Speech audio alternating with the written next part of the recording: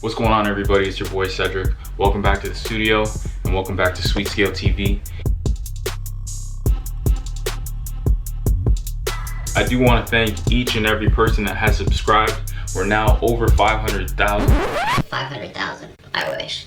We're now over 500 subscribers, and I really appreciate you guys. It's been 6 months and it's been a lot of fun, a lot of work. I'm really excited for the next 6 months. And if you're new to the channel and you like what you see, hit the subscribe button as well as the bell notification. I've been asked this question several times over the past couple weeks. Cedric, you have the MK3, you have the Push 2. Which one would you recommend to producers that are looking to sample? I'm not a huge sampling producer, but I do find that there are pros to sampling. Even if you're a musician like myself, I find that sometimes adding a sample can really take your beat from one level to another. So there's definitely pros to sampling. In this episode, we're gonna get into sampling on the MK3.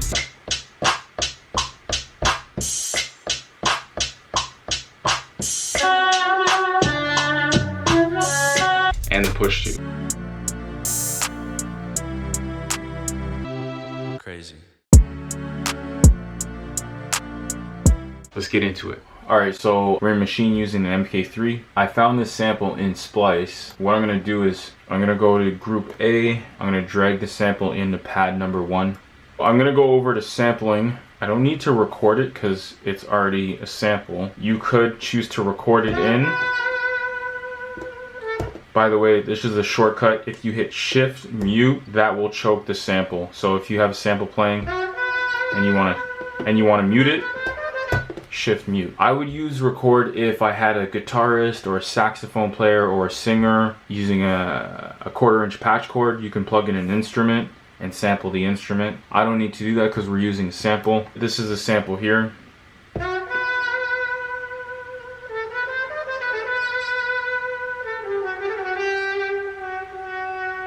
You guys can see that there's some dead air that I don't need to sample. So if I want to adjust the start, I would move the knob in. What I want to do is adjust the end. Now you want to be at truncate. You have a couple different options here. You can normalize. Normalize would be if, let's say, I was sampling just the end. Let's say I was sampling this part right here. And let's just zoom in.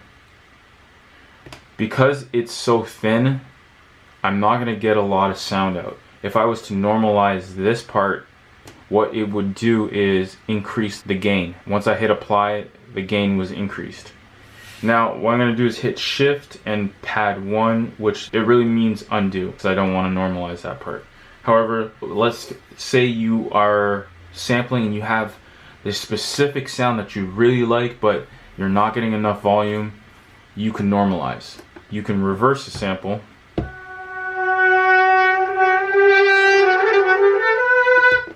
So that's something you can do. If you want to cancel that, you can hit shift pad 1, which is undo, or just hit apply again and it reverses the sample back to the original. So once I'm done getting rid of the dead air, what you want to do, let's say I wanted to also get rid of the beginning, you want to truncate. Once you hit truncate and apply, it gets rid of the parts in the sample that you don't want. So I got rid of the beginning and I got rid of the dead air. Once I hit apply, those parts are now gone. Once again, I'm going to undo that because I do want the beginning, but I actually don't want all this dead air. So I'll hit apply. Next thing I'm going to do, I'm going to go to stretch. Hit settings because I want to take the tune, I want to pitch it down 5 semitones. The reason why you do the pitch down in sample and not in pad mode, because if you were to change the tune or pitch in pad mode, if I increase the tune, it's going to increase the BPM. If I decrease the tune, it's going to decrease the BPM. So you don't want to play with the pitch in pad mode. Remember that. Don't change the pitch in pad mode. Go to sampling, stretch, settings, and then tune. Once you're done adjusting the pitch, you want to also take a look at new BPM. The new BPM right now is set to be 86. The reason why it's going to 86 is because the project BPM is 86. So I changed the BPM We can leave it at 86. However, I don't want the new BPM to be 86. I'm gonna increase the BPM to 112. If I wanted to speed up the sample, I could increase the BPM to what, 224? Or if I wanted to lower it like a halftime, I could lower the BPM to, let's see if my math is on. Is that 56? Yeah, 56. But I'm gonna keep the BPM as is for right now. Once we're done slicing, we can change individual slices if we want to halftime or increase BPMs, stretch it back to 56. We can do that. Right now, I'm gonna keep the entire sample at 112, but we're gonna lower the tune to -5. Hit apply.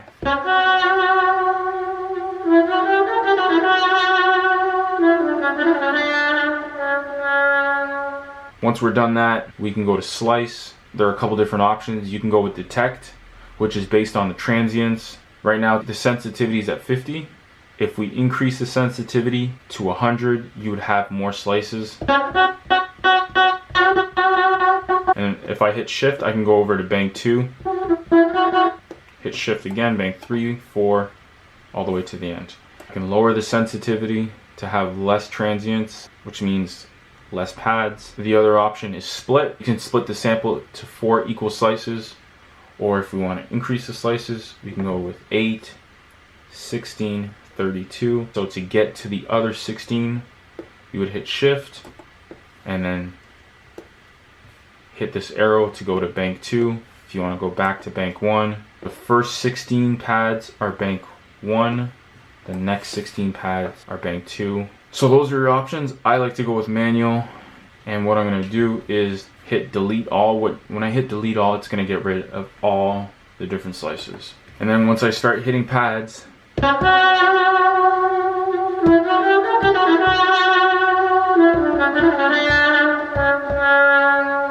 so the slices have been chopped up. The arrows just underneath sampling, if you hit the arrow to the right, you see slices. Right now I'm on the 11th slice. I can move over to the 10th, 9th, 8th, 7th, 6th, all the way down to 1. And this is where you can adjust the start and end. However, I'm gonna recommend doing this. I didn't even listen to it yet, and it doesn't matter at all. I'm gonna hit apply and then set this entire sample, everything we just chopped up, I'm gonna apply it to a group. So I'm gonna apply it to group D. Hit OK. And now we have our 11 samples.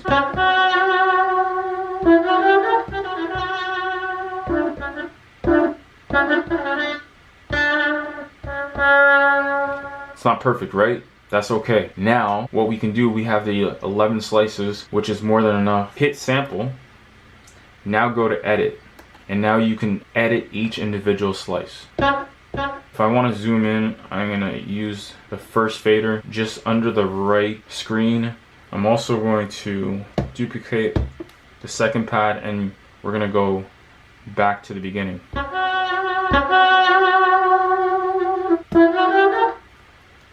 Go again, duplicate.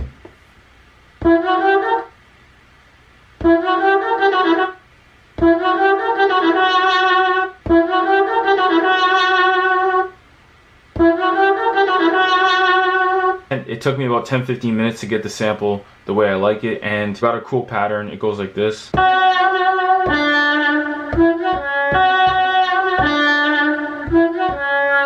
Got some drum sounds here, so I'm just gonna quickly lay a drum track down.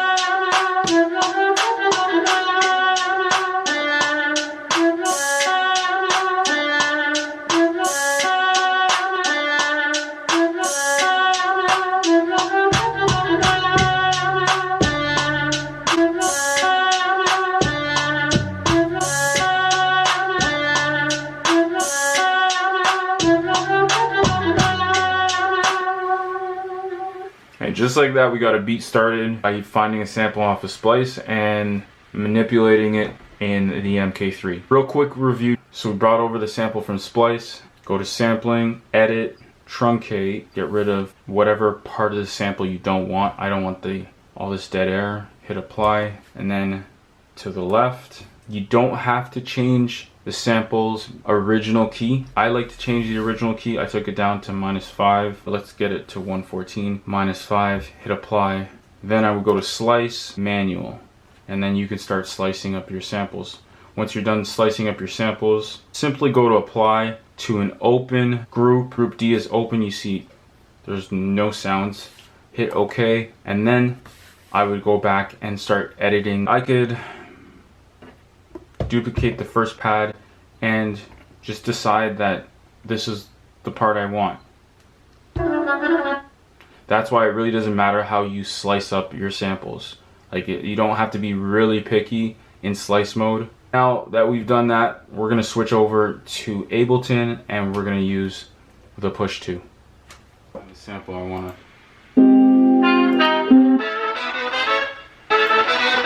Alright, I found another dope sample in Splice. It's a cello arrangement. I'm just gonna drag it in. One thing I really enjoy about Ableton is it's such an advanced DAW. Just by dragging in this sample, Ableton's already warped it. It's already figured out the BPM. It does help that Splice gives me the BPM as well. However, if I find a sample like from a song or something like that, Ableton does a really good job of finding the BPM for me.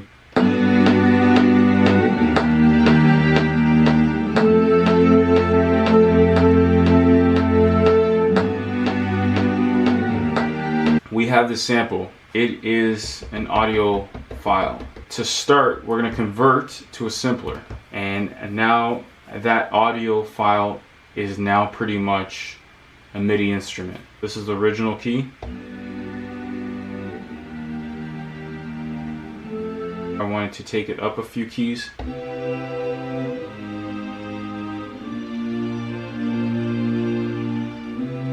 However, you do notice that the BPM has increased.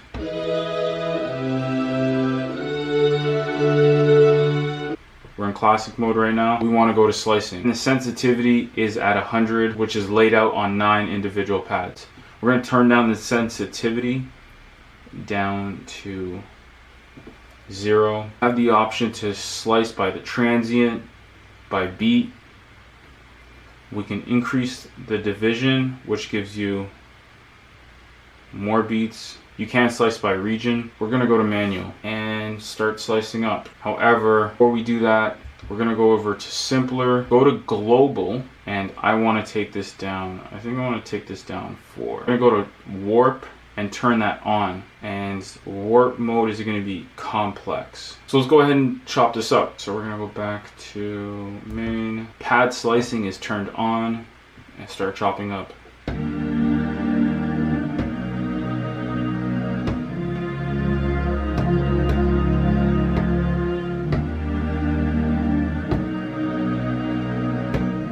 Now that I'm done sampling, kind of like the MK3, as soon as I'm done sampling, I want to put it onto a group. I'm going to go convert to a drum rack. Once I convert it to a drum rack, now I can go ahead and manipulate each and every sample individually. I can change the start, I can change the end, I can add a fade in, and turn up the volume a bit. The end is a little harsh, so I can add a fade out. And let's add a fade in as well. If I want to duplicate the pad, I hold duplicate, hit the pad I'm going to duplicate, which happens to be pad number 2. I'm going to go to an open pad and just paste it. So now we have the same pad. But now what I'll do is I will transpose the second pad I just duplicated. So I'm going to take this up an octave.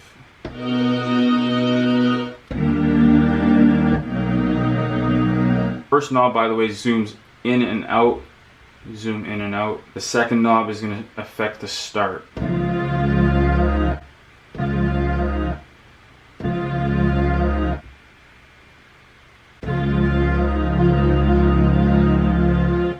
That sounds way better when you add in the fade in and a bit of a fade out as well. I like the end of the third pad. I just want this part right here. Add a fade in. I'm going to duplicate. And I'm going to try to stretch this. Let's go to simpler. We'll do warp. I'm going to also add a filter.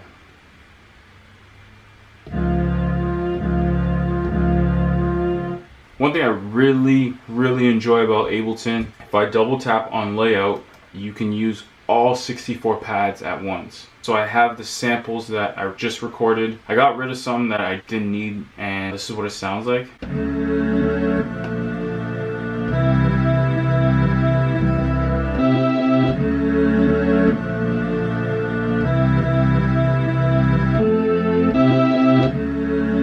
I added some drum sounds, a kick, clap, open hat, and a few vocal samples. Crazy. I could add some more drum sounds, but I don't want to really complicate things. I want to show you guys how simple it is. SweetScale.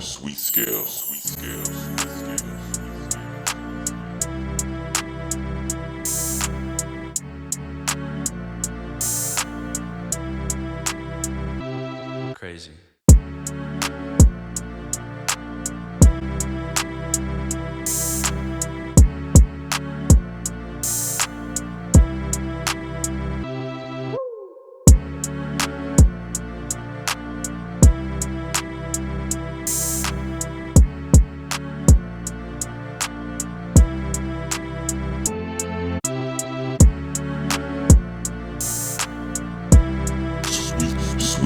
SweetScale.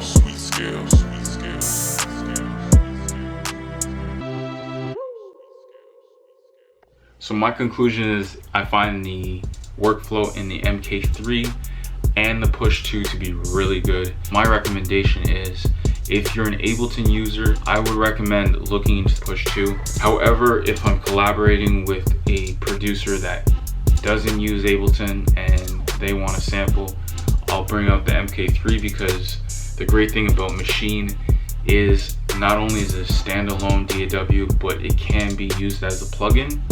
So you can plug that into FL, you can plug it into Studio One, Logic Pro, whatever.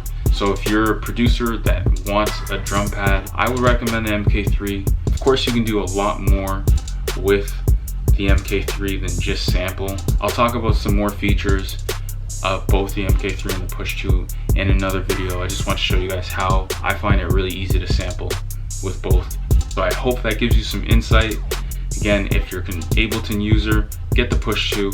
If you're not an Ableton user, you don't want to learn Ableton, that's cool as well. Get the MK3, sample with that.